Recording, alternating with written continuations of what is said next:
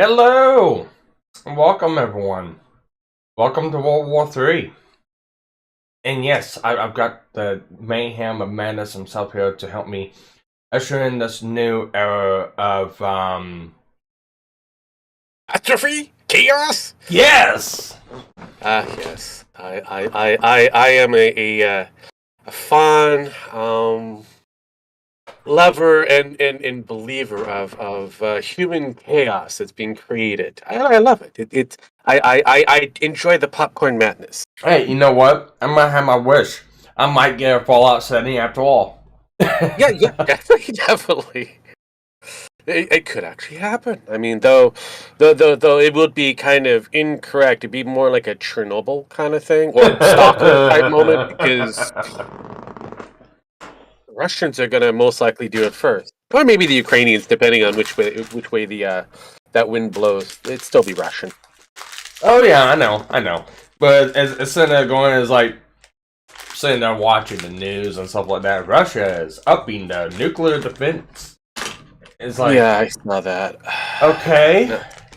Tell us something new. I kind of forget that's what they've got to go for within like the first week or two as soon as people started getting involved or, Putin's name started getting slandered like it has been. Of course, it's going to happen. Mm-hmm. It's inevitable. I mean, that is the beautiful thing about things. Uh-huh. But no, I mean, when it comes down to it, I also looked at it where there was, especially around the Chernobyl area, you had the Ukrainian soldiers as well as who's ever left in Ukraine to be a soldier, anyways. And the Russian. If you're 18 or 30, go sign up, boys. Yeah. Yeah, they're kind of joint in order to protect that area. So I mean, it's kind of fascinating to watch. They're kind of getting voluntold. Yeah. So I mean, it is very interesting to watch the two of them work together on that particular project, while the rest of their little nations kind of hacker it over on who has control over a couple of new domains that popped up. So I mean, really. I don't know. But again, this seems like more of a Russian civil war. Let them have it. Why the rest of the world needs to get involved with this? I have no idea why, but it is what it is. Well, and I agree. I mean,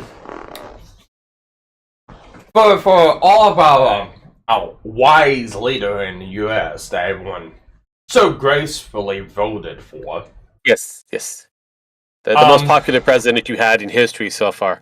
Yeah, so far the most unpopular right now, according to the poll numbers. Yeah, no. That's fake news. He is the most popular president of your history. Yes. He is the most popular, unpopular president of all time. I will agree with that one. Yeah, there you go. But, yeah, you just need to add something that they left out. Unpopular. Yeah, no, I know that. I did not, leave it out. I just kind of scrolled over it and kind of, no, that's not what the actual legitimate media says out there, so. Well, I don't know why we're poking, and I don't know why we're saying to Ukraine, hey, we're going to help you. I mean, granted, yes, what's happening to Ukraine sucks. It's terrifying. It's terrifying to see some of the things and some of the shit's going on over there. I mean, you're seeing stories of true heroism out there from civilians, like the one guy blew himself up because they didn't have enough time to blow up the bridge remotely. I mean, it's literally for them, we're done. It's do or die. True. But again, I've also seen a lot of the same from different points of views from the interactions from Ukrainians.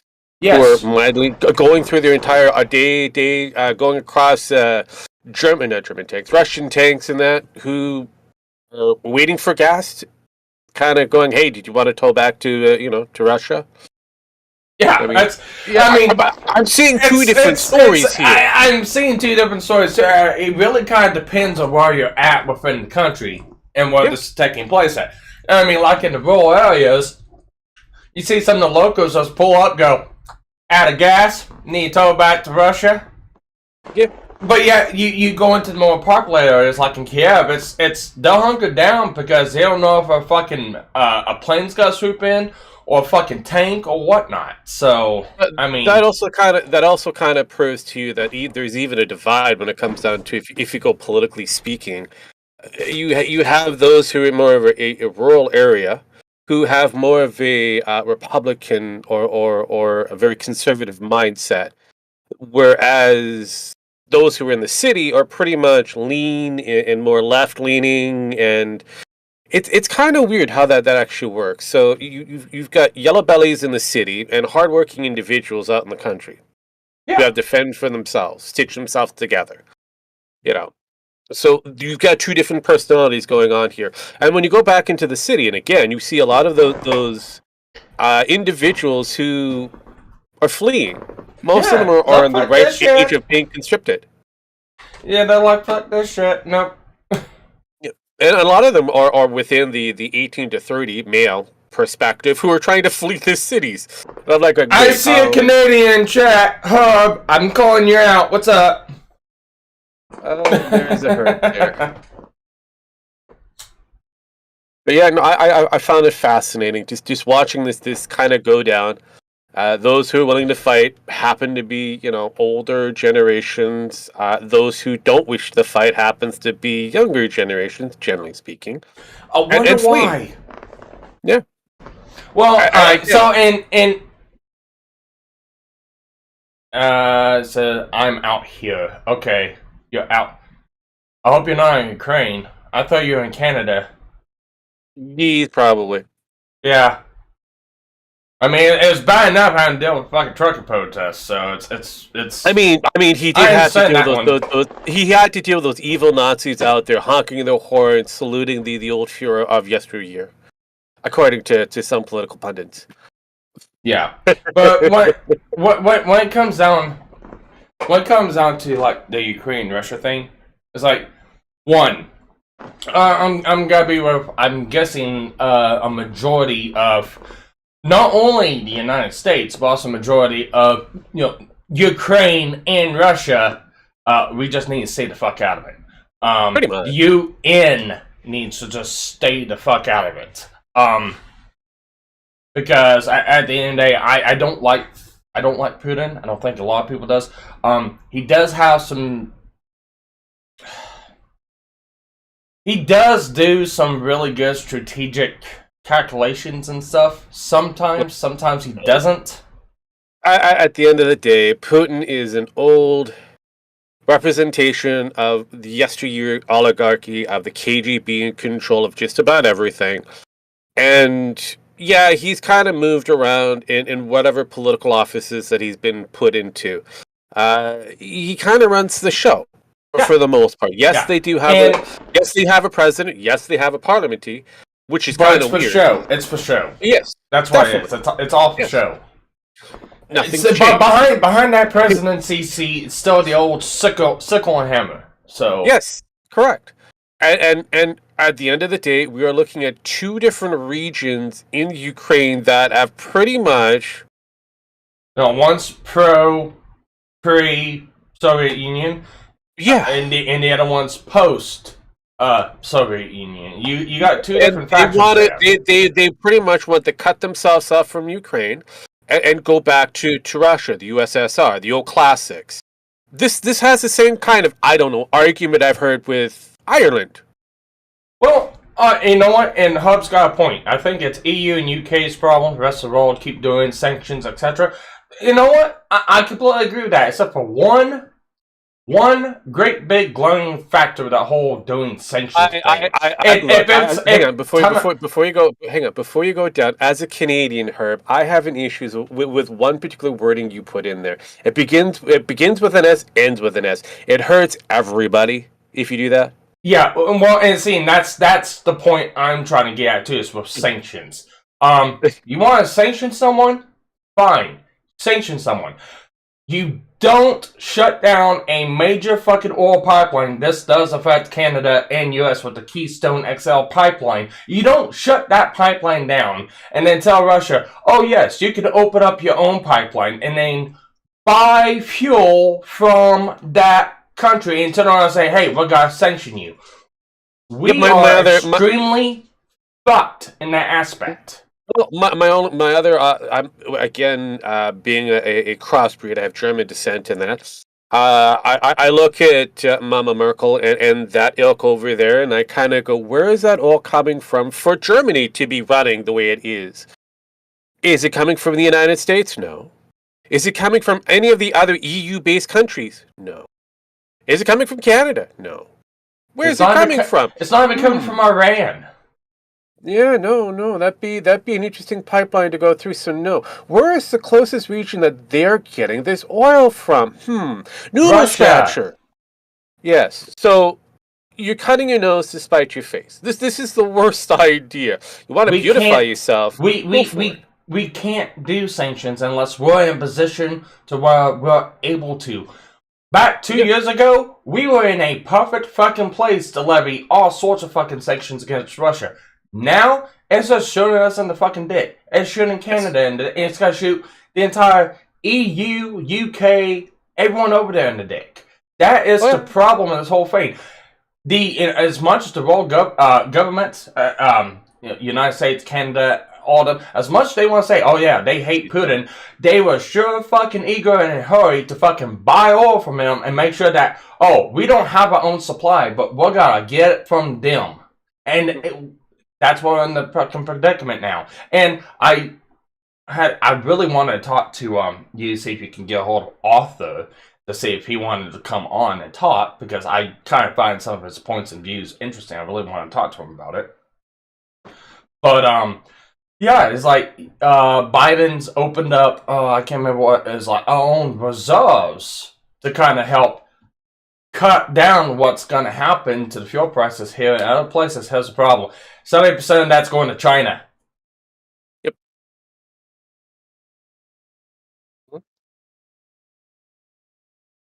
Yeah, but here's the problem: it's going to affect us more than it is Russia. They've got stockpile. That's the problem. They may not have the funds, but they have stockpile. That's the problem. No, they don't need the funds in order to go to war. It's been proven multiple different times. They've been doing this off and on throughout their entire existence. They've been bankrupt longer than any other country I've seen so far. Their ruble is down into the tanker to a point where you can call it a Mexican peso.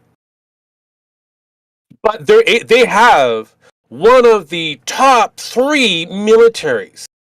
And if China, who is also within the top 3, also have a very kind of weak dollar, is able to go toe to toe with the American forces, who is supposed to be a number 1, the two of them join. Ooh, we've got a weird throwdown. It doesn't matter who else decides to join in. You got 3 top military powers. You got Russia, you got China, you got the United States. Okay, let's boil that down to a very distinct differences between us, United States, and China and Russia. Here in the United States, it's serve you want, don't serve you don't want. You can quit anytime. Russia and China, no, you're gonna fight, you're gonna join the military or not, you're gonna get shot. That's the difference. That's the difference. So at the end of the day, they don't have to have funding. They got the weapons. They've got the armaments. They have the equipment to do this stuff. And they have the iron fist over the fucking people of, you're going to do this or else. The United States does not. So at the end of the day, it comes down to it. If China and Russia decided that they wanted to come at the United States, as suicidal as it might sound, we would be a little bit fucked. Yeah, because keep in mind that the amount of, even if we go to a nuclear war, the amount of nuclear armaments between those two nations, China and we could have sent that to Russia. We could have sent that to Russia because they dismantled most of our fucking nuclear arsenal. Yes, as well as as far as I heard, they still have a Tsar bomba. They do. They do. You don't want one of those fuckers going off in the middle of a fucking country. It will decimate it. True. No, but so looking at the casualty of wars currently, especially for the Russian losses, if we're going to go there from the Kiev Independent reporting, you're looking at a couple of ships, 2 drones, 60 fuel tankers, 30 cars, 4 grade systems, 1 Buke system, a couple of vehicles that are armored, about 700 of them. Time out. This is a drop in the bucket of what they You know what? That's fine. You know what? Hub says Russia's more divided society than you think. The soldiers need to be fed. It isn't like the 1980s Russia. You know what? You're right on one aspect of this. This ain't 1980s Russia. And yes, there is more social divide in that country than anywhere else. But here's the problem. Both the United States and Canada have given Russia a good platform to deal with that social dissonance. Arrest the people from the fucking gulag. Yeah. That's what's been happening. 6,000 some people already arrested. I really don't think they're gonna care about arresting a couple 10,000 more that kind of disagree with them. And with those people, I wouldn't be surprised if they got shot. I also have to question the statement of they're most socially divided. In what sense? Are we talking about the propaganda that the Western world has been unleashing on top of the Soviet or the old Russian propaganda that they've been? We don't know what's going on in Russia. No. Yeah, we don't know what's going on in Russia except for what Russia wants us to know. And then what everyone in the entire world wants to fucking spin. We don't know shit. Yeah, I mean, when you look at the global economy, a rich man versus a poor man, men and women, residents who are in the actual city versus those who in the urban area, rural area, we really don't have much information. And Wesley, this kind of brings back onto something I stated on GNF on Friday. They don't even have to fucking attack the power grid. No. They got one big ass fucking trump card in their fucking back pockets, and that's one of the first things that they took. Chernobyl. And okay, yeah, Chernobyl is not a threat. It's a nuclear. It's still a threat. They want to crack that fucking sarcophagus right open with a nuke or a couple 100,000 tons of fucking TNT and explosives. Guess what? That's nuclear winter right there. That is the worst kind. You don't want a nuclear.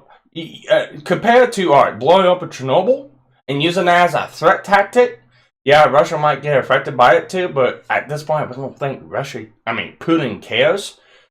Using that thing as a fucking gambit is worse than launching a fucking nuclear missile, because that would dissipate.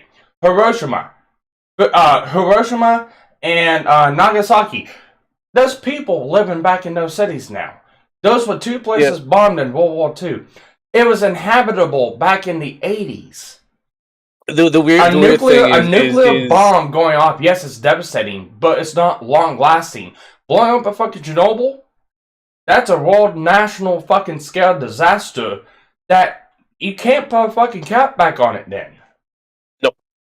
The beautiful thing, if you have to do the comparison with the A-bomb that you had versus Chernobyl and the disaster that was, Chernobyl actually is about 3 times to 5 times more deadlier than what happened in Nagasaki.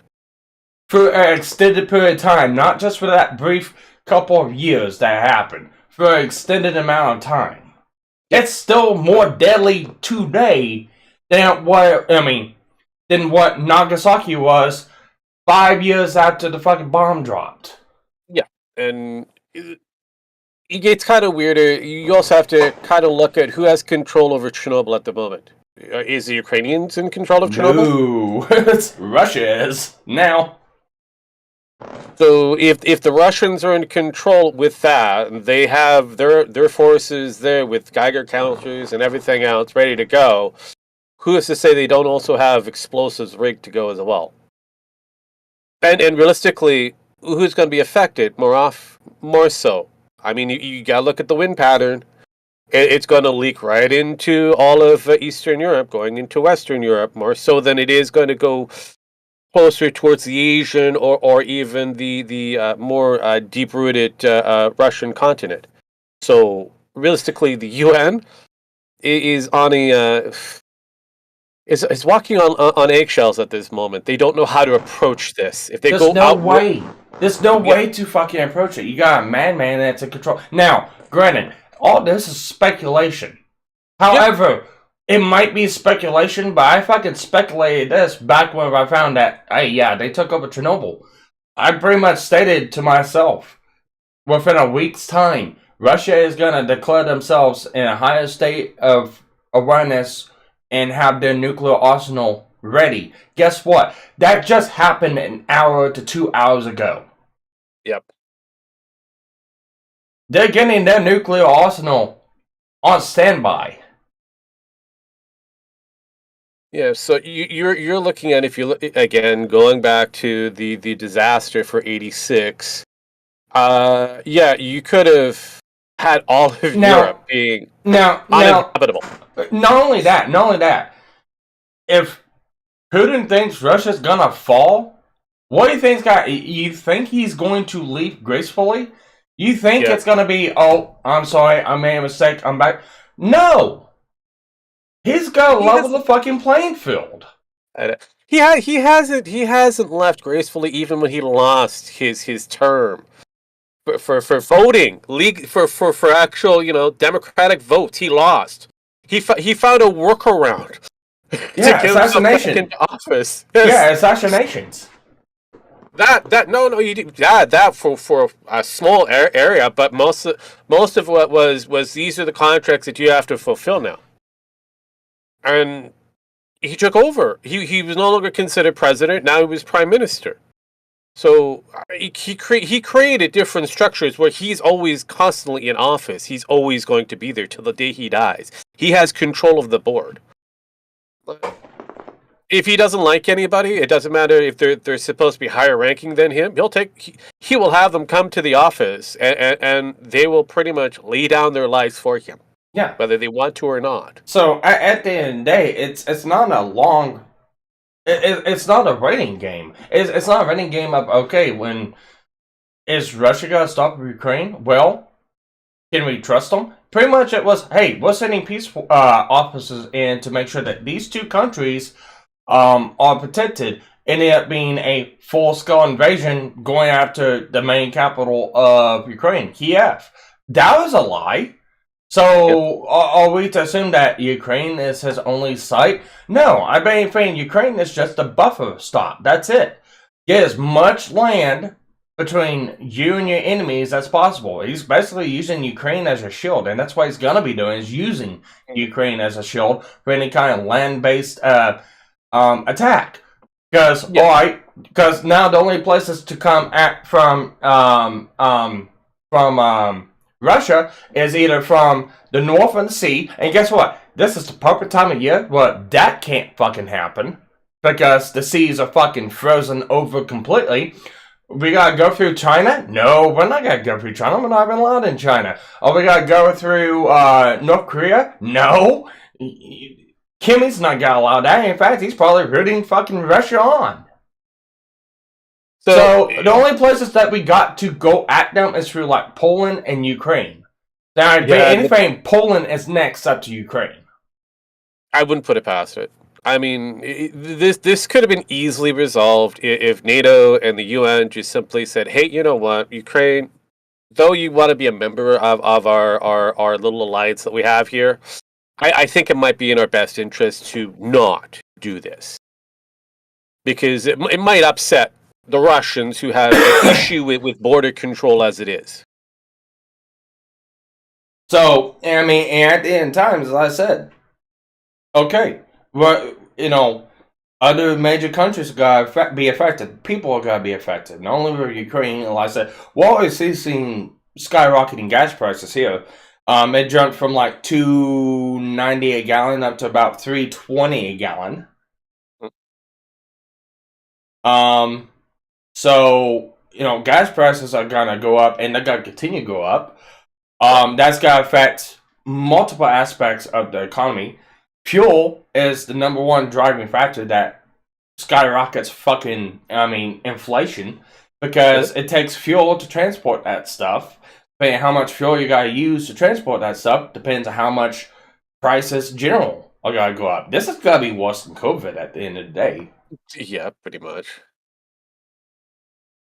Pretty much. So, I mean, really, Do you we do have. you, no time out.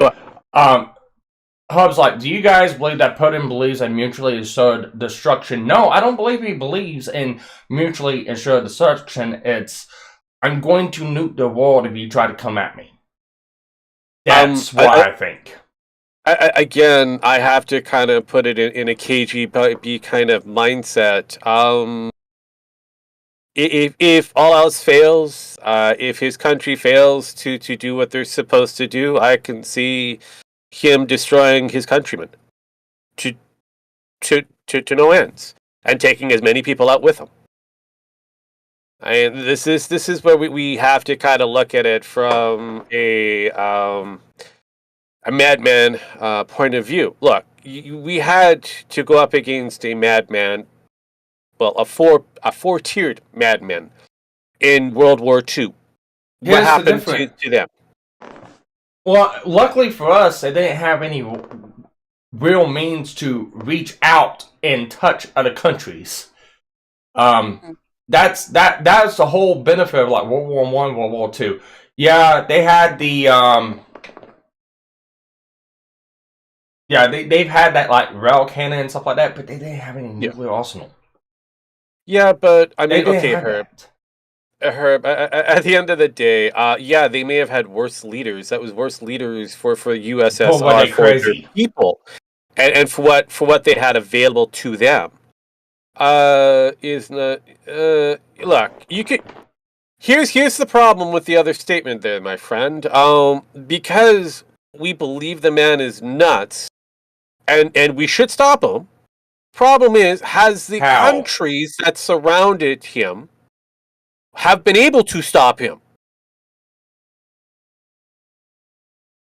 That's the biggest question. The UN, who is supposed to be our saving grace, NATO, who's also supposed to be the people who are supposed to be watching and making sure that Russian interference is not a thing, is incapable of doing the job. No matter how much money we put behind them, no matter how much armed forces we give them, they're incapable of doing the job that they were actually created to do. Yeah, here's the problem, Tob. Everyone's hands are tied behind their backs. What are you supposed to do? Invade Russia? Alright, so one, how are you supposed to invade Russia? You can't. How are you supposed to get close to stopping him? You can't. He's already put out threats. If any other country gets involved, there's going to be harsh consequences. We have no idea. That's a loaded statement in itself. Harsh consequences, that's in how? Is he got to blow Chernobyl sky high and make a dirty bomb? Is he got to launch nukes at other countries? What? Well, here's the beautiful thing. You nailed it right there. Chernobyl. Who has control of Chernobyl? Again, I have to preface again. Who has control of it? The Russians. What could the remains of Chernobyl can do?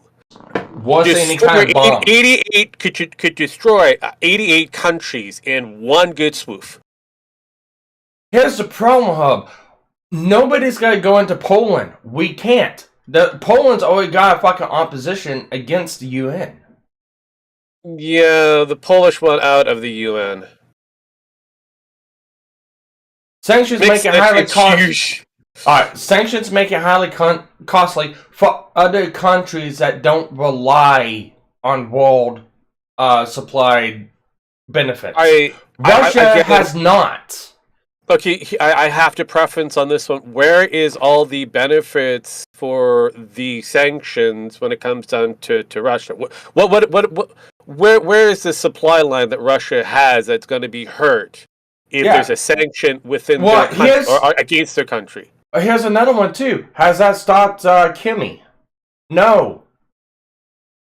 It hasn't stopped Kim Jong-un. Yeah, that's true. Yeah, I was talking about the referring to the UN. They don't want to be a part of.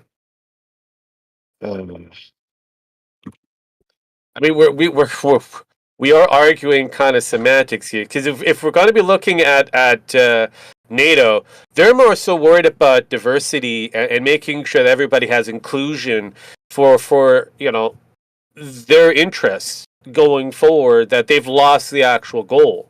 That goal was the 28 European countries and the 2 North American countries who established this to make sure that the aftermath of World War II wasn't going to impede further development for the years to come have failed. You're looking at founding nations such as the UK, France, Italy, Norway, United States. Their headquarters is in Belgium, Brussels.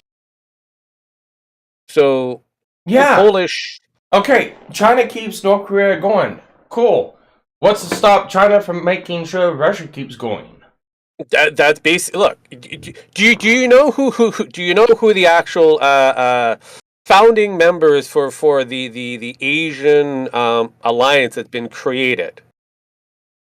There is an Asian alliance that's been created that just happens to also include somebody from Iran.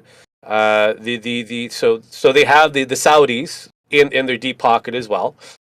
You have Russia, China, you have India. Yeah, the people with the actual, dots on their forehead, not the ones that tote the feathers. The Indians there have kind of sided up with the Russians and the Chinese because, again, they deal with more merchant areas of it, and it's more effective for them. And if it comes down to feeding the soldiers, well, what's one good thing you can get when you invade a country? You still have stock. Yeah. I mean, look where they are. Feeding the soldiers is not going to be a problem for Russia. I guarantee that one. Here's the biggest problem. They're in the beginning, the borders of the Ukraine and Russia borders. That's where they started off of. So those border lines that they have there that they've invaded, if you want to go with, they have a lot of like-minded individuals when it comes to being pro-Russian, pro-USSR. No, not really more pro-democracy. They want to see old Russia come back. I wouldn't say you're hijacking the stream hub. It's good talking points. That's what we like. This is where we're going to go down anyways, Herb. It was either there to talk about, brown, possibly black, hobbits. I would talk about this and that because I don't care. So, mean, it is what it is. But at the end of the day, it's like, okay, Poland. All right, yes, Poland is part of NATO. Okay. How long is it going to be before Poland says, nope, we're not going to play this no more? Yeah. When Poland starts getting the heat from Russia, or starts getting invaded themselves, I mean, how far are they going to go? Right now, people are taking baby steps. Union hasn't even really done anything. Okay, they're stationing people. They're stationing troops. They're stationing soldiers. For what? What are they going to do with them? Are they going to invade Ukraine too? Basically, they can't. Not one side can do anything because, one, that would start a war. I know there's technically a war going on, but it's between 2 non-NATO countries. It's an internal conflict between the 2 of them. As soon as a NATO country invades Ukraine or a NATO country invades Russia, chips are off the table. Pretty much. I mean, look, when you look at Poland, yeah, the Russians could have attacked Poland any given time that they want to. Why? Why are they picking the Ukraine over Poland? Poland's a much more easier target. Probably because he wants an excuse. He wants one of these countries to invade. Give him a reason. I mean, so this is the reason of why you're looking at, the Swedes, the Poles, and anybody who's bordering that area kind of going, are we next? The answer is possibly not really until one of your NATO-related countries decide to join in, and then you become the casualty of war. Yeah. Yeah. You know what? That's cool. I agree with that. No troops in Ukraine, but it comes down to the big question. How are you supposed to stop Putin? He is a madman. You don't know what the fuck he's gonna do. That's the big question. No one knows. No one's gonna answer. There's no good way of doing it. Yeah. And what's to stop him from? Okay, he's going to achieve victory. He's damn near got Ukraine defeated right now, and it's only been a week. Yep. Their little pitted army of 200,000 with 500,000 who are supposed to be in reserves, plus whoever they've actually conscripted, bears in comparison to the small amount of troops that they brought in from Russia to invade Ukraine or occupy Ukraine, depending on who you're looking into. Yeah, So, Hub. Yeah, you just don't let him go into Poland. But you know what? He waltzed right into Kiev. Who's going to stop him? He's pretty much almost got the control of the major city. The capital city is almost in Russian control. It's almost like how Germany invaded USSR back in the day and took over Moscow for a brief hot second. Treaties were signed, they parted ways, treaties were broken later. So we're just rinse and repeating the same kind of scenario, just with different players. And now, how far? Here's another thing too. They take over Ukraine. Poland's surrounded on one whole side with nothing but Russia. We have a straight line from Belostok to Warsaw. Warsaw is right next to Russia. Yeah. The question is how far is Putin willing to go? That is the question. Is he going to be just taking over Ukraine and all the countries that have not been gathered up by the UN or NATO? So if that's the case, then the sky's the limits for those countries for him that are excluded from these equations.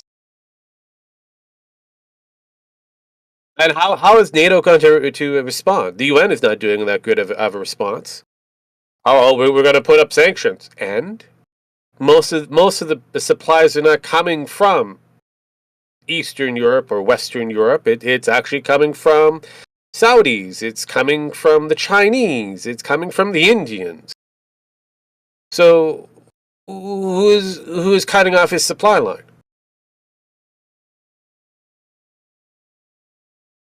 And for a lot of people too, I would suggest this, keeping a close eye, probably within the next month or so, to the very eastern tip of Russia. Because here's the problem with this whole thing. You don't know how big the Russian... Well, I mean, you know on paper, or what's been told to everyone, what the size of the force of Russia is. Is that the true number, or is that a made-up number? It's an estimation. Yeah, we don't know. And right now, it's very interesting that this all takes place at this particular period of time. Because it's what? It's winter. Yep. What particularly happens around January, February, March of winter? Bering Sea ice is over. It does. And guess what? It makes a really prominent land bridge between Russia and Alaska. I know. I mean, and that's basically the easiest part of entrance for them. And if you look at the actual border countries, especially when it comes to the Russian border countries, Canada included, we don't have a lot of National Guards to oppose the Russian force coming in. Hell, we barely have enough to oppose Chinese coming in, especially in those areas, because again, we don't see a necessary. We've been at peace with these people for God knows how long. So, yeah. I mean... The problem is Russia has such a fucking massive landmass, they can hide anything up there. You wouldn't be able to find it. Well, remember, they have what is considered the world's largest stockpile of nuclear weapons. We do not know how much they still have that is still ongoing. But it comes down to that particular level, they pose a huge threat just on that alone. They could have used their arms as quickly as they wanted to, but again, they got their way.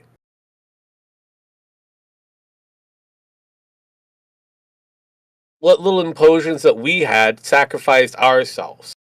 So we've kind of allowed an operation that spends 60 billion, give or take, just on military expenditures, roughly. But they stated that the actual spent somewhere close to 60 billion, and are opposing a country who's not too sure what to do, that spends trillions of dollars on in some cases you want to say hundreds of billions of dollars in military. And there are people complain about it, that you guys spend too much on the military. And yeah, I kind of go that this is fascinating to watch as a Canadian from the West End of the world, looking at this and kind of going, is this really affecting Canada as a whole? That the Russians are going to occupy Ukraine, invade Ukraine, take over parts of Ukraine? Not really. At the end of it, they're going to sit down at a peace table, hack off a little of agreements here and there. Parts of Ukraine are going to disband, become independent, workers if they wish to be for either the Russian and Ukrainians or both. I don't know. Going forward, that's we haven't seen the deals yet. And what are our little pity sanction going to be doing going forward? Nothing. They're going to hurt us, the people, more so than it is anybody else. The average individual is going to be hurting. The ones who get guaranteed money, who make more than six figures, it's a cakewalk for them. So it's just going to create more strife and more problems for the average citizen of these other nations. Well, and not only that, a lot of people say, well, we just need to put sanctions in them and we need to store them. And that's fine. However, Russia's oil production has ramped up about tenfold. They're selling more oil now than what they have in the last 3 years. They're making bank right now. Well, they are one of the third largest oil suppliers. Yeah. How did that happen? Yeah. And guess what? One of them still are. We are. Mm-hmm. Yeah, so much for those sanctions.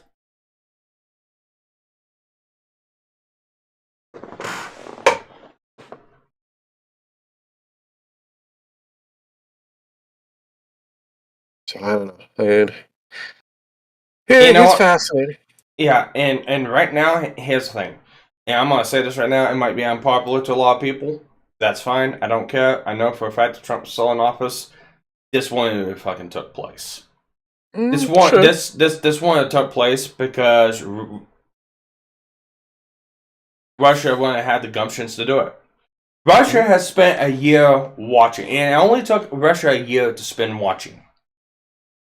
The United States, the UN, and everyone else make a clusterfuck out of Iran. Look at it like this. Iran is nothing compared to Russia. Iran, Afghanistan, okay? Insurgents took that place over within a week. It only took a week. After we fucking blundered everything up, we're gonna leave. Mm-hmm. And we left our fucking people there. Yeah, that Afghani. That sends a clear message to any kind of authoritative world dictator in mind of, hey, they just let this country go back to a bunch of medieval insurgents. Yep, they just lost a bunch of fucking equipment to them too. They even left their own people there.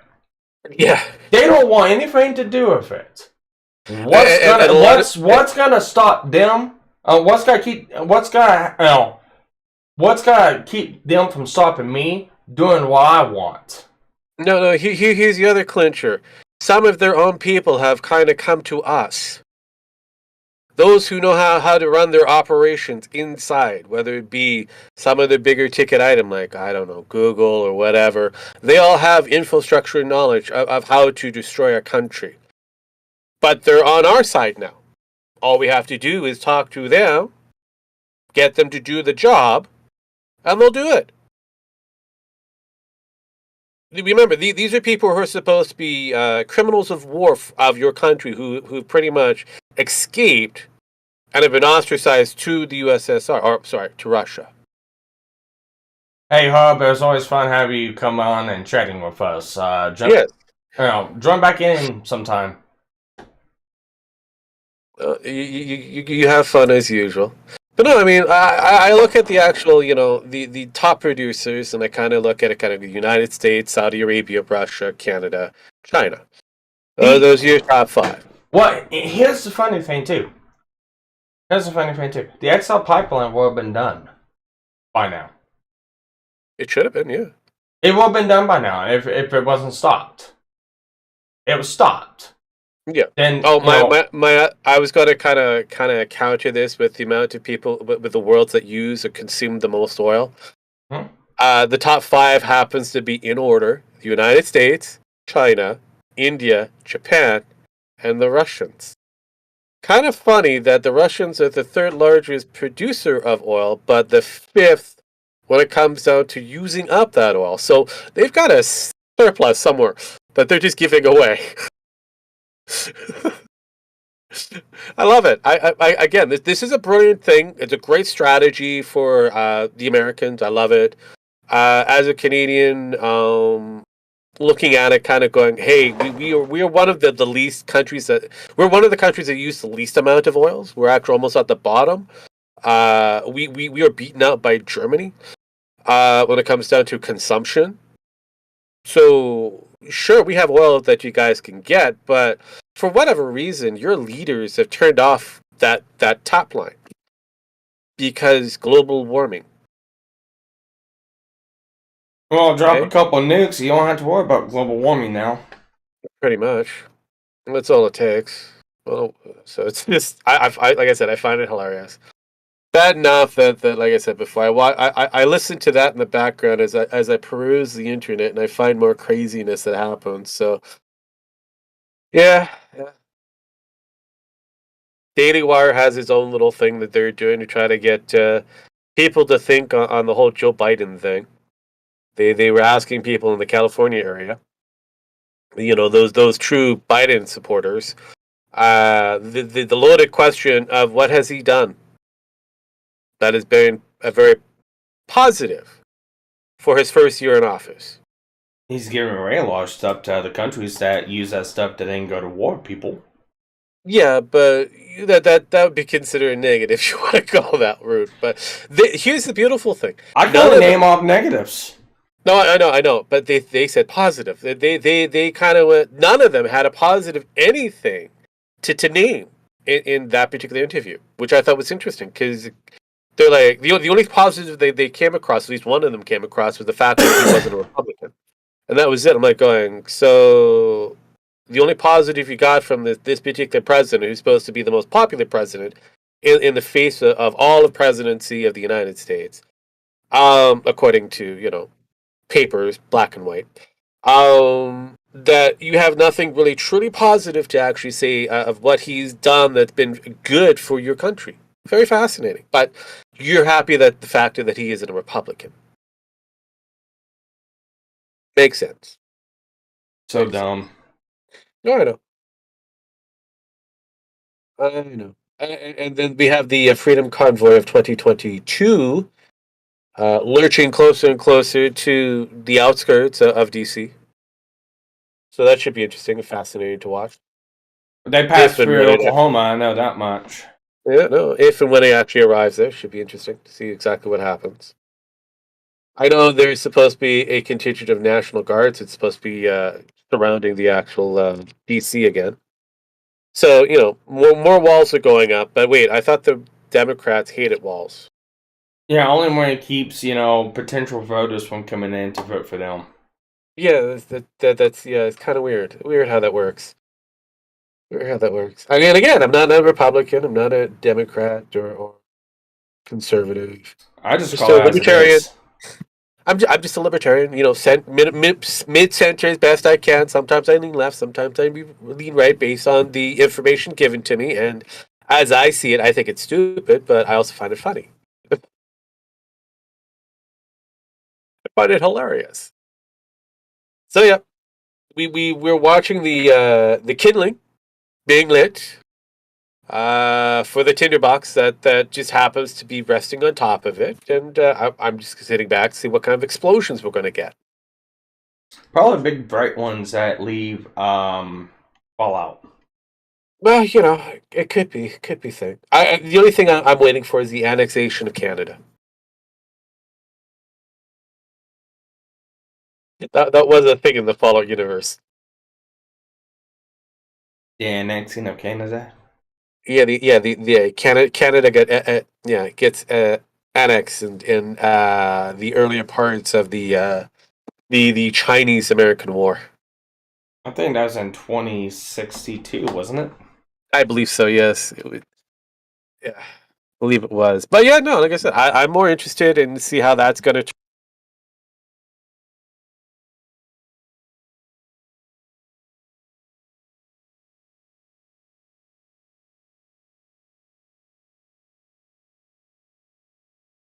Okay. I don't know what happened, Rogue, but you just cut out all of a sudden. Hang on.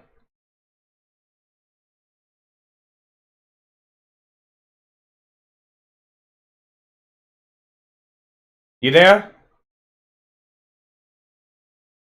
What in the fuck happened?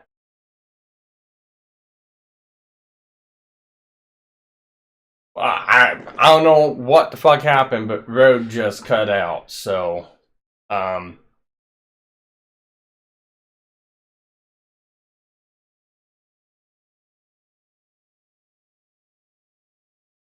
okay. Rogue says give him a moment, and he'll jump back in.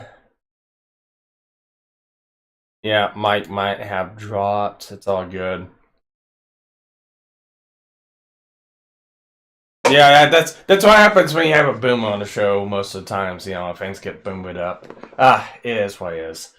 But yes, it's gonna be one of those. Nobody knows what the fuck is going to happen.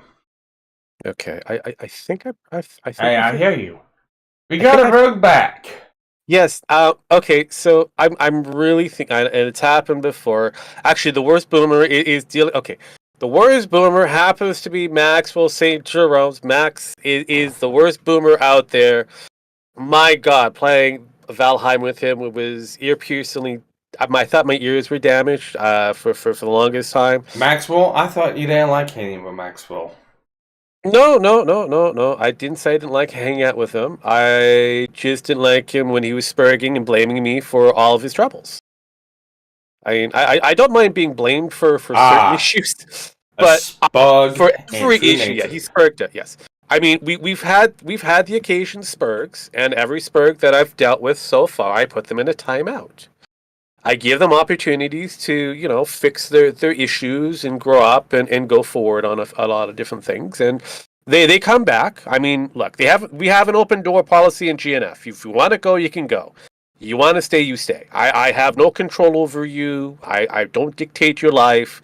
If you spurg on me, I might put you in a timeout because you might affect the rest of the people. That's What, it. you trying to say I haven't spugged on you before, Rogue?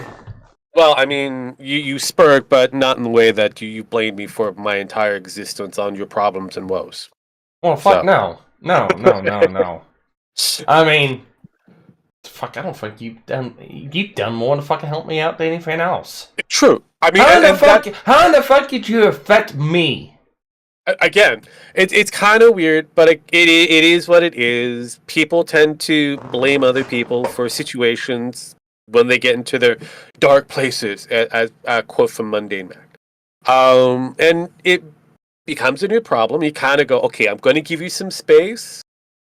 You could still associate with whoever else you want to associate, but the moment you cause problems within the fold, we were going to have to separate you from them for a bit because they're antsy. They don't want to deal with this shit, and they're tired of listening to you. So either you stop, or I've got to put up a wall for you, just to keep everybody happy. And that's all I do. Even for a chaotic creature that I am and enjoy for the most part, I try to bring in a bit of civility, some order to the amount of barrage of chaos that it exists. Oh, and switch topics up here a little bit. I bought something, and it's one piece of a couple pieces I'm getting. This is a broken unit that I'm getting ready to show you. But I probably need switches over to Sparky's second one. There we go. Might want to. Know what this lovely fan is? That looks like a classic disk drive. Yep. That definitely an external one for Nintendo. Wow. Okay. Yeah. So that is this is a broken unit. Well, it's tested. It works, but not knowing if it's functional or not. It doesn't have any of the equipment.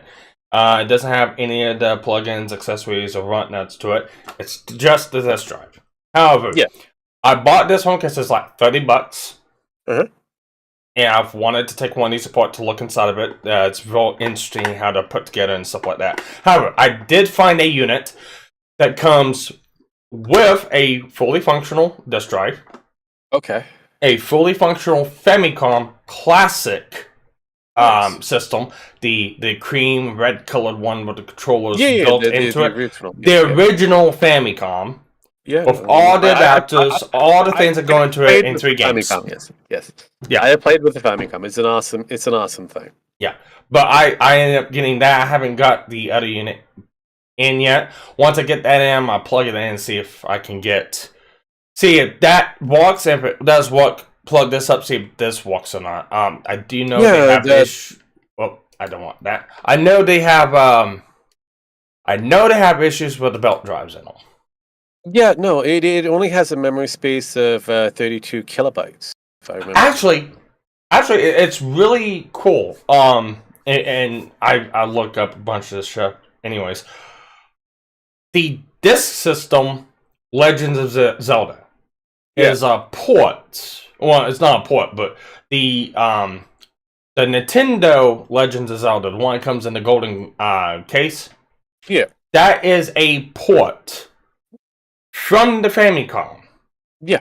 And it's actually real interesting to see how the software works between the Famicom, the original, well, not the original, but the NES 001 Famicom systems, and the actual disk drive system from the game.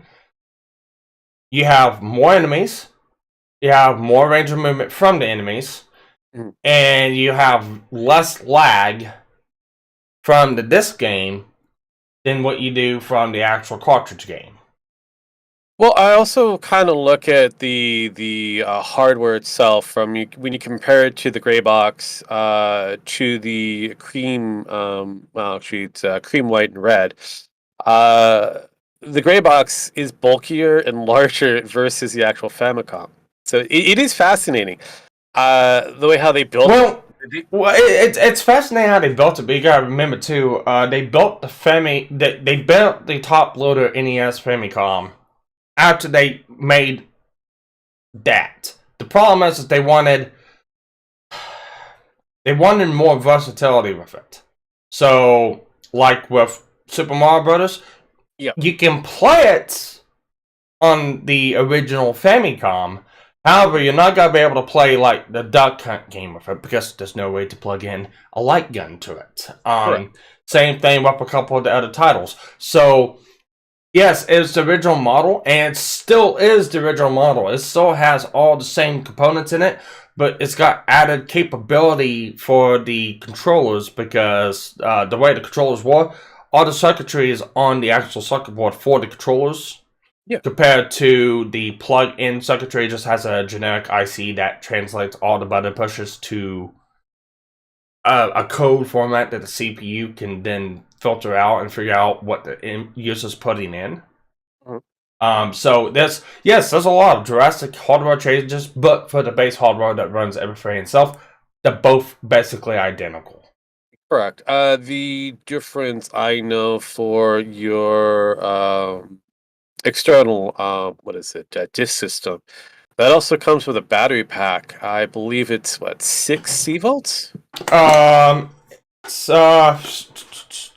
Yes, 6 size C batteries. Yeah.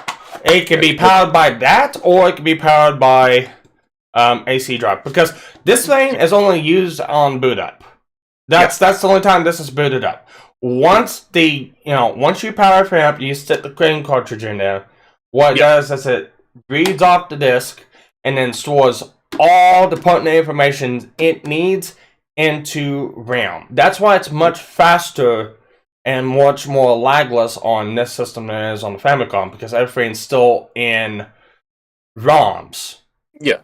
ROMs and mappers that the game constantly has to go to, pick out, bring back in. So there's a lot of having to read and chase and search data that's not available on memory than what this is. And if it needs anything else, I think there's like some maps in the game that it will stop, it kind of pause, go for a loading phase, pull out more data for it to use when it goes into that section in the game. Yeah. Besides from that, after it's loaded the relevant data, that thing's not used until it's called upon again. No, also there's the 2-in-1 feature that they had for what was it? There was another Famicom that was built by Sharp. That has your disk drive and your cartridge drive. The Sharp NES. Yes. Yeah, that's an actual really interesting one as well. It's kind of all conclusive in a body shop. It's actually a lot better. Yeah, Sharp NES, which is it is a CRT TV, with a NES system built into it. If I remember right, it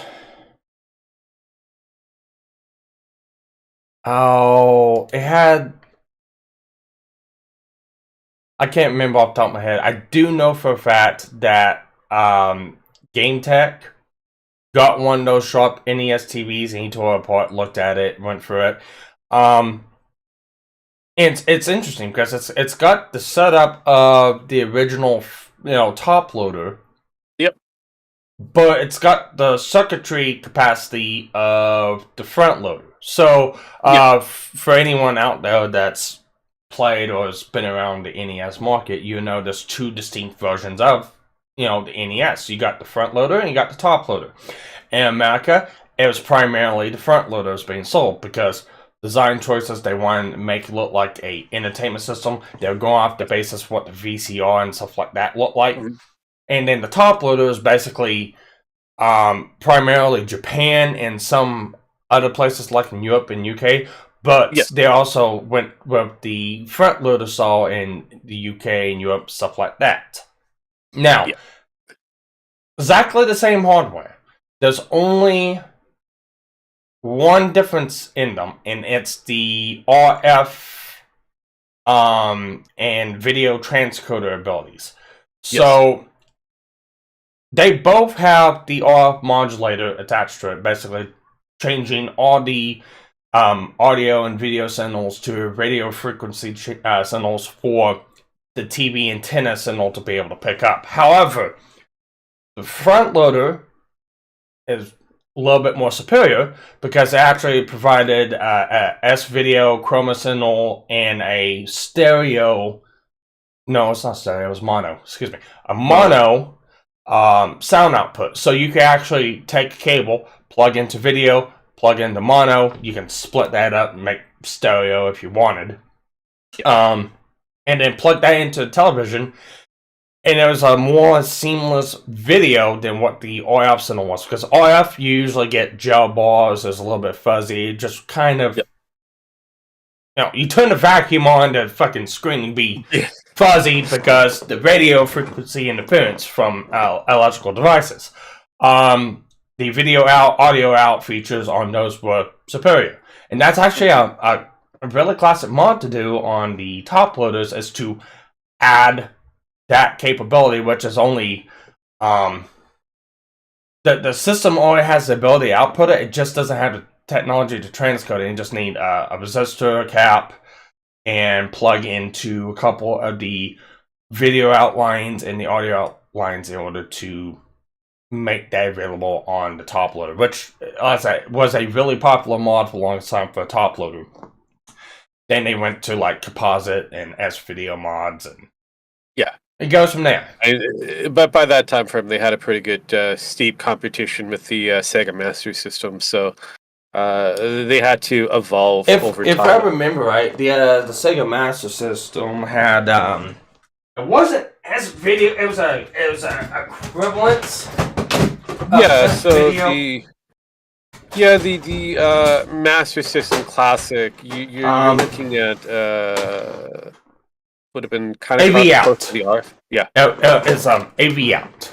Yeah, and it's that big ass port there, which is it's the S-Video's big brother. That is basically what it is. That's your Genesis system. Yeah, it's a Genesis system. Yeah, no. So basically, the original Master System, original Sega Master, kind of followed the same principle as the Atari up to a certain point. So the Atari 2600, 7800 followed the same kind of principle, utilized the same kind of principle for the RF kind of switches and that. So it was always going to be an output going with it to a point. The Master System borrowed the same kind of blueprinting, decided to go with a combination of the cartridge slot and a card slot. It's kind of almost like a hexagonal type shapes. It's kind of more of the classic black box. It's kind of got a weird kind of geometry shapes to it. And it was an early adopter for those who either had a bit of money, was able to bring it overseas because it's only found in most places, like in the Asian market or the European market for the most. When it came over to North America, we ended up having the Genesis system, which is what you have there. Yeah, I have. Yes. But I also have the old classic Sega Master System. I don't have that. I started getting back into getting my retro collection up because I've been collecting all these old systems. I've been doing it for a time now. But whenever I went and the things happened with the house and I had to buy another house and stuff like that, I've kind of stopped off on that. Now I'm to a really good jumping off point to where I am really financially secure now. I can start back up into this, and that's just like, you know what? I'm just going to go ahead and get back into it. I still have a couple systems I want to get, like the Atari 2600. I don't know if I want to get the other older ones. I might look into getting them, just say I have them. Yeah, but the older models are actually kind of fun. The other variances that they came up with later down the road, also pretty interesting. I like the Roy Green 2600. That was a cool system. That was pretty much an 80s feature. Yes, I know. Into the system, everything was wood grain. You had a car, had wood grain finish somewhere along the line. I don't know. I just like that aesthetic. I just do. Again, I'm not going to say it was a bad idea. It just when you look back at it, yeah, I know. When you look back at it, you kind of go, "Wow, that was a weird time frame," and everybody kind of goes, "That was gaudy." And I kind of look at what they're wearing, going, "No, that is gaudy." Whatever you're wearing, yeah, yes, yeah. But there was another system I kind of wanted. It used the zip drive cartridges. Can't remember what it is. I know I've seen a couple people fucking do repair videos on them. Let me go back and look real quick. Maybe I can find it. Yeah, I really can't remember. Because are we talking about uh the MD card flash system? I don't know for sure. Like I said, I'll tell you what the model is. Because I know. I've got to sit down and I gotta find it. Because I know Nintendo was considering that going forward when they were doing their add-ons for their disk drives as well. Um, PC Engine. oh, the PC Engine. Okay. Yeah, the PC Engine, which has it's got an optical drive and a cartridge drive, but the cartridge drive really reminds me of the zip type connectors.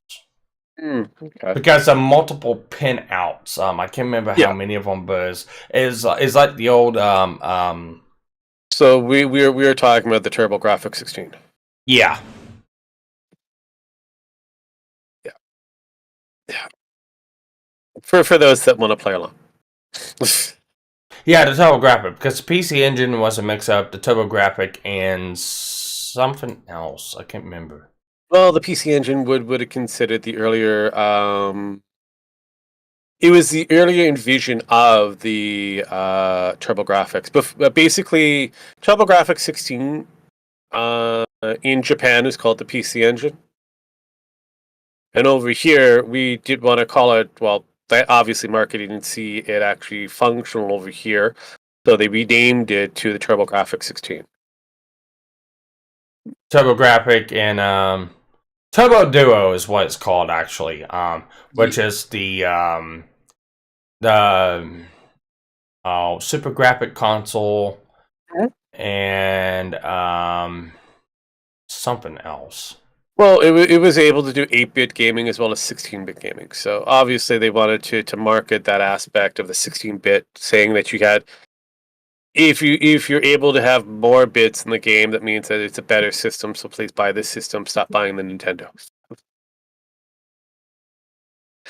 Hey, you like those things that you play in the arcade? All those games are available for the TurboGrafx. Please. Yeah, Turbo. No, it's TurboGrafx 16 and the Turbo CD. TurboGrafx CD. It's the PC Engine was a combination of both of those. That's right. Yes. Okay. Yeah. No, I remember the card-based system that they had, because a lot of it was just you had this little card, like almost like a floppy disk. You slid it into the card slot where the your top loader would be, and it would read off the data from there. I thought it was an interesting idea. Very interesting idea. Yeah. Well, I also know I had one of those cartridges. I don't know what it's at now, but it's not the actual cartridge, but it's the old memory style before they swapped over to SD. Can't remember what it was. For those that don't know or kind of want to know exactly, where was the first CD-ROM based gaming system? Most think it's a PlayStation. It's not. No. It's actually the second. The first one is the TurboGrafx. The TurboGrafx is the first one to utilize CD-ROMs going back in the day. Yeah, and PlayStation nearly got beat out by Nintendo.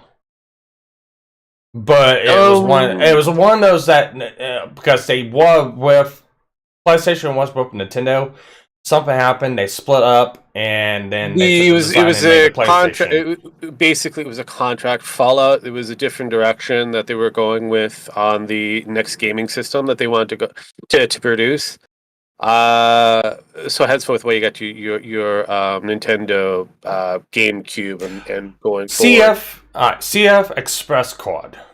Yes. Yeah, that's what I believe. That's what the TurboGrafx used, was a type of that. It was that, as because, like I said, they borrowed from another company that did exactly the same thing, utilized the card slot. Because you keep talking, I know there was back.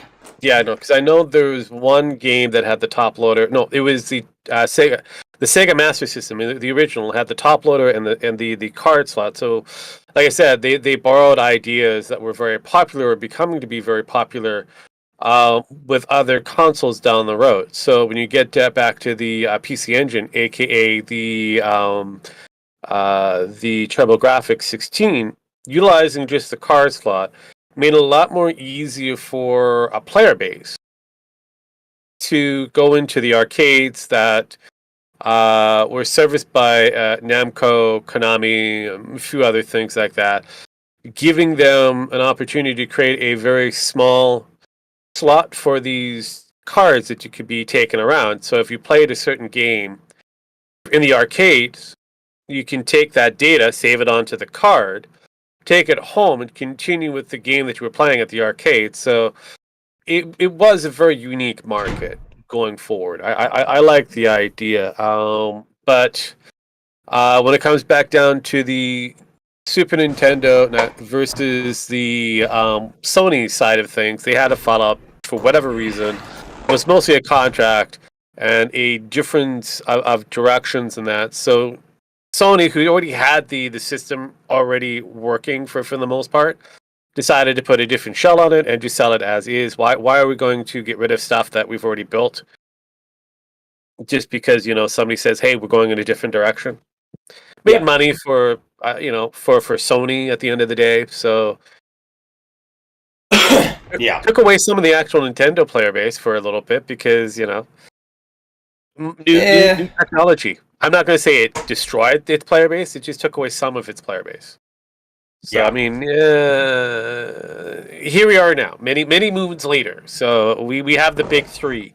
Actually, realistically, it's the big two. Nintendo's doing their own thing, and it's always going to be Xbox versus PlayStation, Sony, Microsoft, and Sony are battling out for supremacy. And it seems like all of them are doing their own thing. So honestly, I really can't say it's supremacy anymore. All right. Well, I'm going to switch this up a little bit, and I'm going to talk about one thing, and then I'm going to ask your opinion about something. I'm going to close the stream up. So, in the chat is channel SDC Watch Club. Subscribe if you have not subscribed. Please help the channel grow. It's kind of getting a slow start, but it is what it is. It always does. I have everything done for this season. I got up to episode 12 of Shield Hero. Good. Done. And then all the other 4 series, they're all completely uploaded. Nice. They're all completely set up on timer basis. So for all the series left to come out, it's just got to hit the day and automatically release. I got done getting all of the locals and Facebook scheduling done on them. So I'm completely done for this season. Now it's starting next season for editing. All right. And that's just, that's not gonna be very long to do if I keep not after if you keep the pace up and you have the proper programming going the way it is. Yes. Yeah. I want to give Rogue a big thank you. Even though he may, even though it's to me a gig, it's still you still helped out. You still got paid, so it's all good. Yeah. No. Again, I wasn't doing it for the money. I was there to help you along and with whatever time I had available. So you threw the money on the table. I'm going, okay, free money. I'm not going to say no, but shut up and take my money. I'm only going to take a little bit of it then. But anyways, no, you helped out a lot. Found me a new video editor that I extremely fucking love it. I sent you the information again. I sent you the information. It seems like months ago, and yeah, you delayed on it. I don't like to change. I know. I get it. And you finally saw the writing on the wall, the ease of use of this particular programming, and what features it comes with, especially for people who are new. I won't even say ease of use. It's just I said whenever I bought my original video editor, it was Adobe Premiere Elements. It was simple, straightforward. It reminded me of the Windows video editor that they used to have. Whenever I first started on YouTube, I had a AMV channel that I made music, animated music videos. Basically, you took one of my favorite shows, put music that I thought matched behind it. And I used that, and I was used to that. So whenever I went to go find the original video editor to use, because Windows took theirs away for some stupid reason, I was like, oh, I need to edit videos now. Because I started up this channel, and it was doing repair stuff. So I was like, okay, I need it. I need an editor. So I looked around. It was easy to use. It did everything that I needed. It took me a minute. It took me a little bit to get used to it. And once I did, I stuck with it. And I learned more and more and more about it. And the thing is, I knew how to set it up. I knew how to use it. I knew how it functioned. And you look at every other product that came out, because at the time Adobe was like just one of the only ones. There's some other ones, but they just weren't good. That's like 2016, 17. And going around looking for these other editors, it's like there's so much to me. I know that they were using Premiere Pro as the basis, and it's just so much involved with it. So it's not. I want to say it's like I got scared of it. It's the fact that it's just so much there to relearn, and it's like, okay, can this do exactly what I want? Can I set this up the way I need it? And I said 2 weeks last week or the week before. I can't remember when it was. I think it was the week before last. I actually took the time. I sit down and I relearned how to use the program, and afterwards, like that's. Pretty much. Yeah, I know. The beautiful thing, and again, for those who haven't paying attention, Wondershare from the Filmora 9 or 10 version that they have that's out, it's actually pretty good for the earlier beginners to medium level users. If you want to have something a little bit more higher level when it comes to the presentation and that, you may want to take that information that you have, put it into Adobe to spruce it up a bit more. But again, that's for fine-tuning in that. Overall, go ahead. I like it. Actually, it performs a lot better than what Adobe does, because Adobe doesn't take benefit of the graphics card. It uses CPU. So it's very CPU heavy, so it can slog the system down a little bit. Correct. If it using the graphics card, it's much faster. It doesn't slog the computer down. You could do a few other different things while you're trying to do the rendering. So that's the big thing I liked about it. Yeah, you can do that. It also compared the two videos side by side, because I re-edited one of the older ones from Adobe that I already put out to this one. The quality looks better. Yes. It has a much sharper image. It gets out the dead air, the silence, and that's the one feature I like about it too. I can select however much silence I want gone out of video, either a second to 2 seconds to 5 seconds before and after. It really helps out for scene transitions. I have to point out one thing. We have a Draconic one who is in the chat. Yes, Drago, we are talking about nerd shit. Hey, wait, you talk about nerd shit, or Wesley who endlessly talks about weeb shit. So really, guys, come on. It's whatever. But the picture's much clearer, and the file sizes are a lot more compact than what Adobe does. I don't know if it's the compression. I don't know if it leaves elements in there of the actual video that you can't see.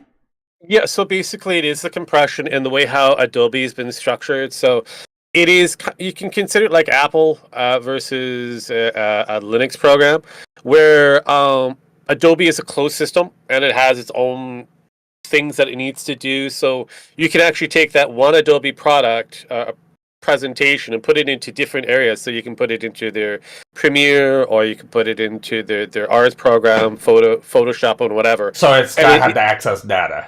Yeah, so it's got all of that information to. Whereas something like Filmora, Wondershare, it has the same potentiality, but it's more open, so it has other different areas that you can approach it from. So you can actually take away the layers of the music in that, so you have independent layers that you can actually pull apart easier than you would from the Adobe trying to go the other way around. So it I is like it. fascinating.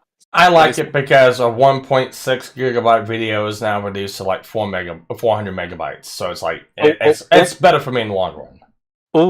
I hear an idle threat. I hear an idle threat from the draconic one. Temptation. No, dude, I tempt you all the time. You tend to never take the temptations as it is. So, I seeing is believing, sir. If you're gonna do something drastic, please present yourself. Don't be like a certain American president. Be more like Putin. Do something. Okay. So, and on that note, I'm gonna switch over one more time, and I'm gonna talk about something that happened in Anime Talk today. Yes. Okay. So you go ahead and click in there, and you want to go all the way up to where Tyro was posted today. Jesus Christ! And it's about anime trends. Okay, hang on. I gotta find your shit first. There you go. So I'm in your thing. Don't worry about my tirade yet, but just look at everything he's No. Now I've got to go through your barrage list of this thing called Anime Talks. Is it on the top portion of this list, or is it at the bottom portion? It's at so Tyro started posting a bunch of stuff because like 86 was posted like top anime of the year, and just posted all this stuff as just saw present because me and KG shit all over it because it's not. Yeah, I know, but which chat are we looking at? The main page? Or are we looking at Anime Talk? Thank you, Anime Talk. You could always just, I don't know, maybe link me to it because again, I'm old. I'm a boomer. I might miss something here. See here. Anime Talk. Hang on. I've got the Watch Club. Alright, that is the start of it. Thank you, sir. There we go. That's the easiest thing that somebody can do to a boomer like myself, who's got really weak eyes and decrepit hands and doesn't know how to game anymore. He's slowly losing that skill set. No, just a lot of shit talking here. Yeah, go through that list. Yeah, I'm looking at it.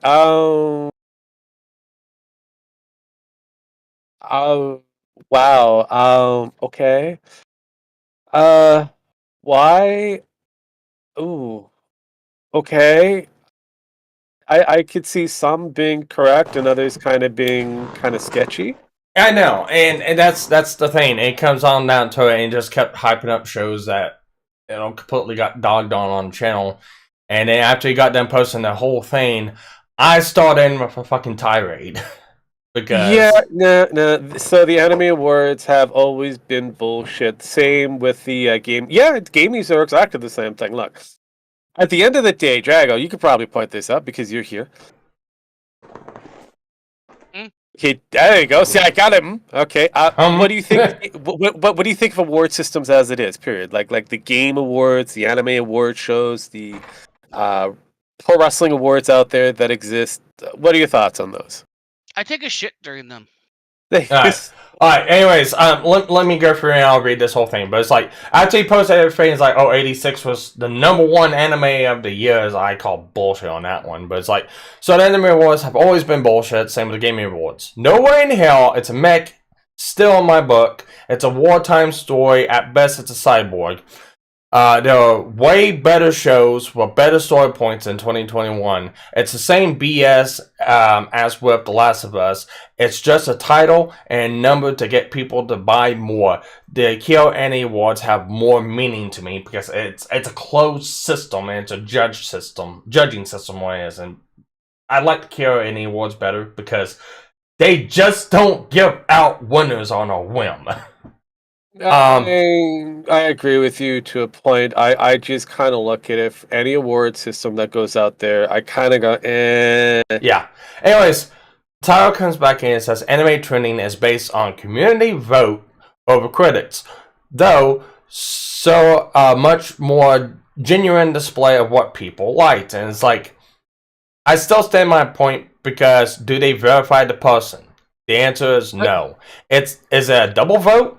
Is it multiple people voting? Or is it bots? That is the issue all the review and best of sites have been dealing with for years now. Plus, I was going to say, can I point out, we take all the awards. People apparently liked Star Wars Episode, whatever it was, 7, the first one, The Force Awakens. People love that somehow. Somehow, yeah. It's like, plus it's an abstract vote. I myself have not participated in one. Therefore, how many others have not either? Hundreds, thousands, 10,000s, enough to swing a vote? It's not true and genuine. It's all for show in the end. Again, why I think all sites like that are full of shit. Tyro kind of comes back with, if they were smaller, you may have a point. Like Anime Corner is more easily influenced since they have few users. Anime Trending is one of the larger ones, and they get participation from anime creators. It's like, again, size has no impact. Not all people know of or even care. So it's good to a group of people means nothing. Also, looking at the posts, the retweets and the videos of anime trends, it doesn't even break 10,000 on most of the posts. So most of them are likely the people voting. This proves my point further. So a group of people voted. So what? Look, I know nothing about this anime trends thing. I know. Now I just know it's a thing. I just looked it up. Apparently, animetrends.net. What? Sparky, did you say that the people who work in the anime industry vote on this stuff? That's what Tyro says. Is like, and they get participation from anime creators. So even right there, that tells me a bias right there. Yeah, it is a bias. Well, I'm gonna call it when I see it. Let's see. Oscars jerk off session. Yes. Video Game Awards jerk off session. Mm-hmm. Anime Awards jerk off session. Awards in general jerk off session. And you can't even go off the whole Crunchyroll list either, because they're like, okay, well, we gotta go off of most watched videos. Well, they gotta go off of, okay, view counts. Okay, 1, how many people rewatched the video? 2, how many people just left fucking Crunchyroll running and just run over into another series? Because it does do that. And it's like, plenty of times I passed out, falling asleep watching Crunchyroll. Oh wait, I don't. I do watch Crunchyroll, but I don't pay for the fucker. yeah. Here's the beautiful thing. I watch anime. I've seen a lot of different anime. None of them from Crunchyroll. I do not put any time or effort to pull up Crunchyroll. Sorry, I don't go off of, oh, it's the most hyped. I don't go off, oh, it's the most viewed. Oh, it's the most liked. I'll go off the most hated. I'll go off that just to spite people, but I mean that's it. The most hype, and we're getting to weeb shit. So Wesley's already kind of orgasmed. Damn it. The most we tell Wesley go back to his little body pillows. Yes, his weeb den. Yes, his lady killer den. And I mean, seriously, I'm surprised he doesn't have one of those plastic dolls that are life size that he plays with every now and then. I know, right? I'm getting close to it. No, I mean the most overhype in some cases, the most fanfare driven movie / show, Demon Slayer. I've seen it. I get some of the appeal, but it's still not an anime that I'm going to sit down and watch. It's not. It's like, I'd rather watch Inuyasha. Here's the point. Here's something that's even if I'd rather watch paint dry. Alright, so it comes down to it, and the whole reason why I know he did this, and this is no slight against you, Tyro. I gotta call this out as this. It's like, 1, 86 is not the best anime of any category. What the fuck's 86? Okay, so 86. It's got a theme on racism, and that it's based off of a light novel, became an anime. What's the premise on that one again? I know it was kind of briefed in my mind. Alright, the premise of 86 how it was shown to me in the anime, because everyone's interpretation is wrong. Okay. Basically, you got a isolated kingdom, kind of the Republic, and there's only I've got the there's only full-blooded people of this one race and nationality within this key. I can't remember if it's like Republic or anything like that, but you had a kingdom that was all, silver hair, blue eyes. It's kind of take, Nazi Germany, but these are the good guys. You think? Okay. They take all the people that they don't deem human, basically people that's not like them, and they force them to fight within a war. The war is against a nation called Empire, and basically they made machinery called the Legion, and it's basically AI program, and it got away from them, and basically destroyed the Empire. No. Now it's bearing down on other countries, and this country that the focal point is on is using. They call them the 86, kind of like the same some terms as like the 11s from Code Geass. It's kind of the same standpoint in that one, and they use these people. I'm going to assume I understand Code Geass because I have never seen that. Yeah, anyways, the point. Hang on. Basically, the end of it. You've seen episodes 1, 2, and 3 for Star Wars. Yeah. Take up most of the politics. Focus on the war aspect. You pretty much got that. You have clones on one side. You have the Republic on the other side battling, or the separatists on the other side. Basically, the battling each other out. Orchestrated, and it's all about politics and. Yeah, pretty much. And we're following a story about not Anakin in this case. It's really Obi-Wan Kenobi that we're following. Oh, okay. Anyways, the point is the 86 are fighting a hopeless war. It doesn't matter because they're guaranteed the promise of freedom if they serve so long. The point is the last missions are usually complete team kill suicide missions. So. Well, yeah. There is no premise. There is no premise of freedom, and it's the only reason why I have such an issue with this show is because it's been compared to Gundam Iron-Blooded Orphans. That is better than that. It's like no, it's not. Gundam Iron-Blooded Orphans is about camaraderie and it's about overcoming difficult situations. Okay. Later on in the novel or the novelization, hell, even season 2. We haven't watched season 2 yet, so I don't know if they changed this premise or not. But the point is, none of the people at Iron-Blooded Orphans were going to fight a losing battle unless it meant saving their own. And that's the thing. In 86, they fight a losing battle and they lose all except for about 4 or 5 people at the end of the show. And at the end of the show, it's rumored that they all died. Spoilers, if you haven't seen season 2, they don't all die. 4 or 5 of them survive. But the problem I have the whole thing is they're fighting a war, knowing that even if they survive, their family members are gonna die. And there's not a damn thing they can do about it because they can't go against the people holding them hostage or captive. Yeah, that's true.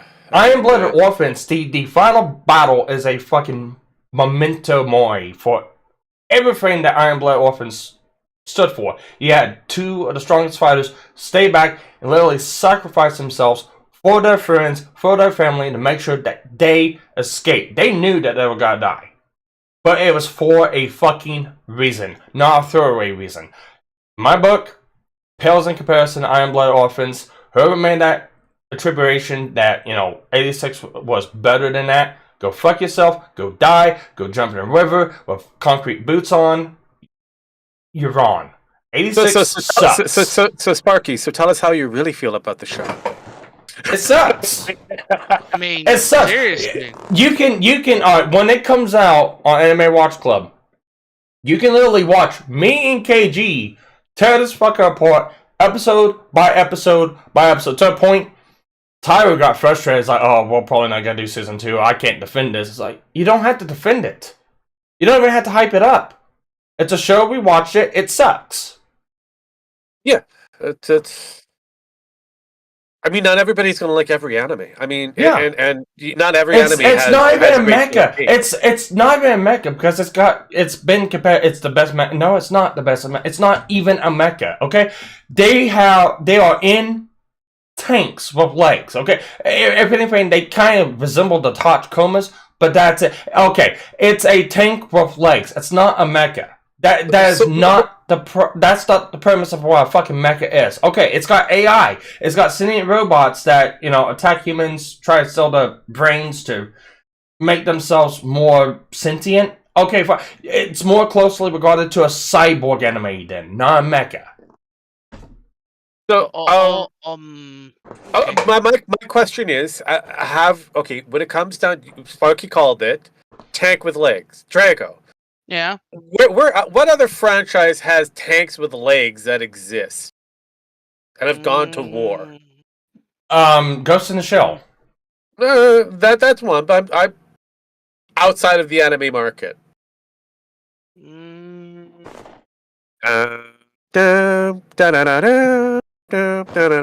Star Wars.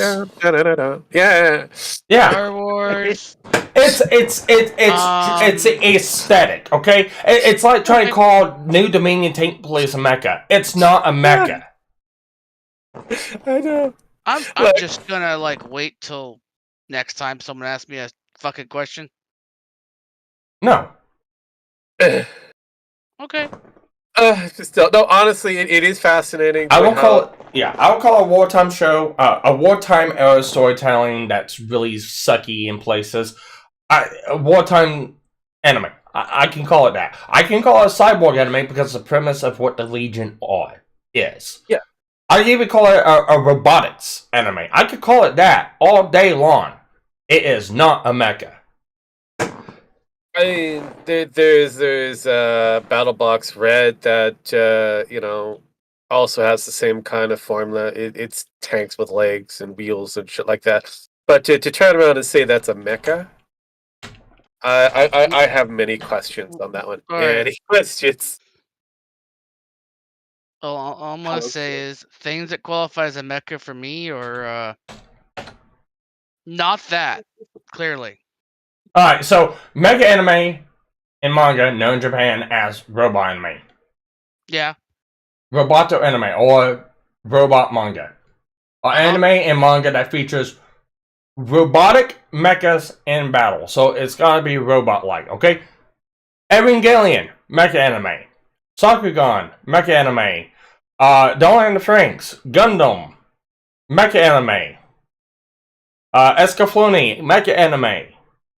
Pat Labor, mecha anime. 86, not mecha anime.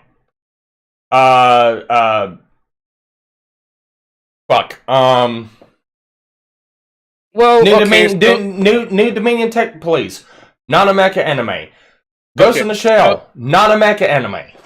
When it comes down to the types of mechs that are available, they're either piloted, sentient, remote controlled, they transform, and they most likely are wearable. So, yeah, you got to be very careful when it comes down to the classification of mech. I mean, technically, mech also kind of describes the Transformers. Yes. So, you're telling me that 86 has the same kind of lineage as the Transformers, and I would kind of go, yeah, no. I wouldn't call it the same kind of lineage. It's all on the design of the mobile units. So, like I said, the Legion, all like the Tachikomas. I can say that is a robotic style type anime. Are they fighting mecha units? Okay, I guess you could say that they may be fighting mecha units. I can say that one. But the 86 themselves, no, they're fighting glorified tanks with legs. That's it. There's no control system. There's a piloting system. That's it. And it's very outdated. Now, will that change in Season 2?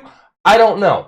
They might get introduced to something better. Who knows? If they do, cool. If not, well, I'm still gonna stand behind the premise right now of what I've seen so far. It's not a mecha anime. Cyborg, robotic, yes. Mecha, no.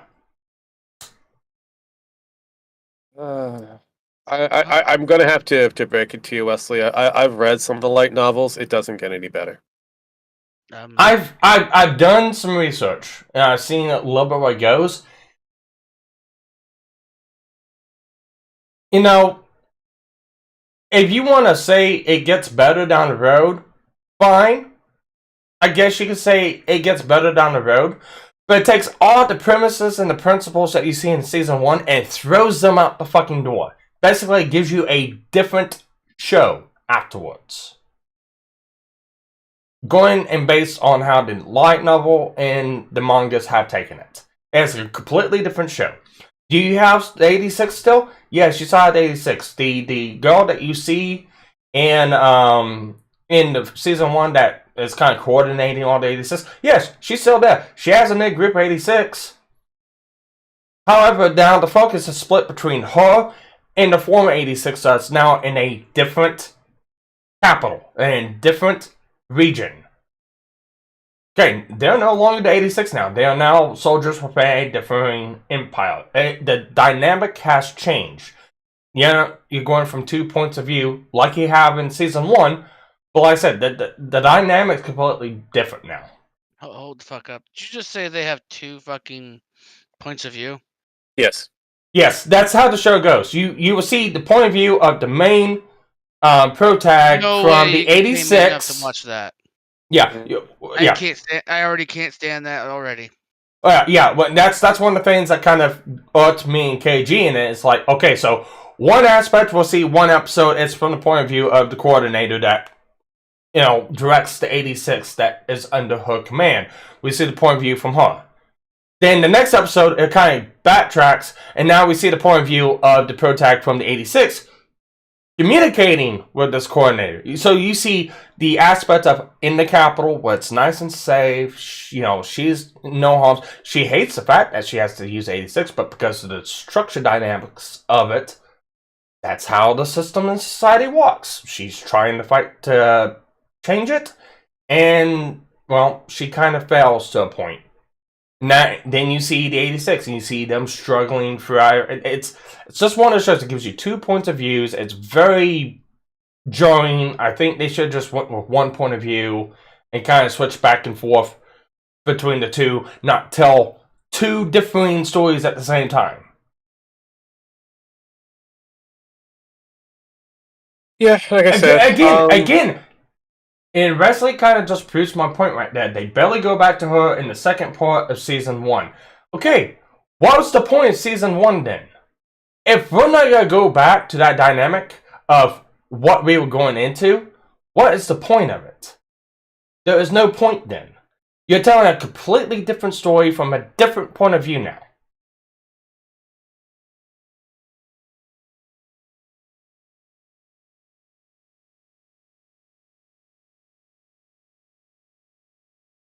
No, I can tell you that's not true.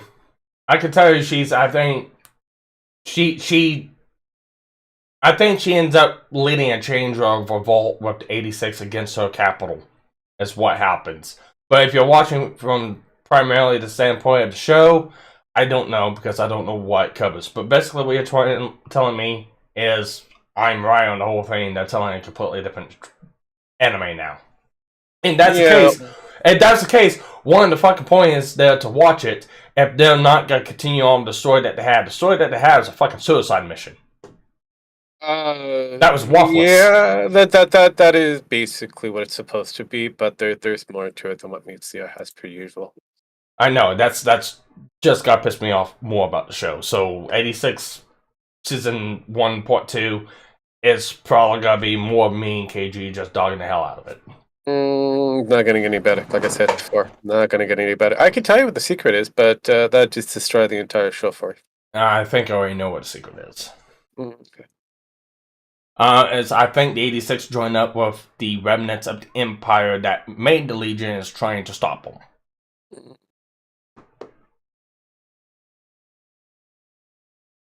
I'm not gonna say yes, and I'm not gonna say no.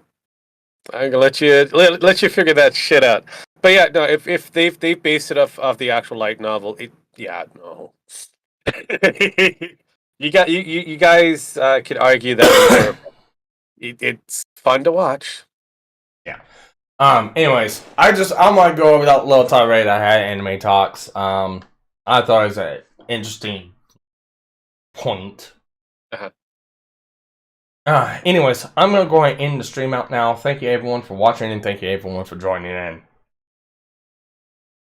So, any last words, guys? Poo-tang. Putang? What's for dinner? Poo-tang is what's for dinner. I know Poo-tang, Wesley's kind poo-tang. of locked out.